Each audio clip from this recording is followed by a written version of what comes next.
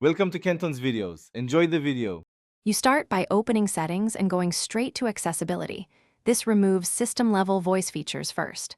Once in Accessibility, find Voice Assistant or Talk Back. These are the main offenders for persistent spoken feedback. Tap the toggle to turn it off. You may be prompted to confirm, so accept and watch the screen stop speaking. Make sure to stay in Accessibility until the voice stops and the UI behaves normally, because turning off other layers too soon can leave residual hotkeys active. Next, you need to remove assistant hot words that re-enable voice control. Open the Google app or default apps and access assistant settings, then voice match.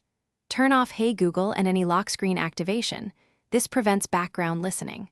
Also check Realme's own Smart Assistant or Quick Launch settings under Convenience Tools and disable any voice wake options.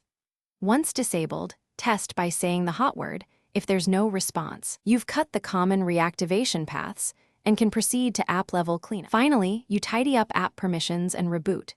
Go to Settings Apps and inspect microphone permission for Google, HeyTap, or third-party voice apps. Revoke mic access where not needed and uninstall redundant assistant apps. Restart the phone to clear cached services, and then test by calling the hot word and using accessible features. If voice control still appears, reset accessibility preferences from accessibility settings to default. This clears misconfigured shortcuts and typically resolves stubborn reactivation issues. Thanks for watching. Consider subscribing if we helped you.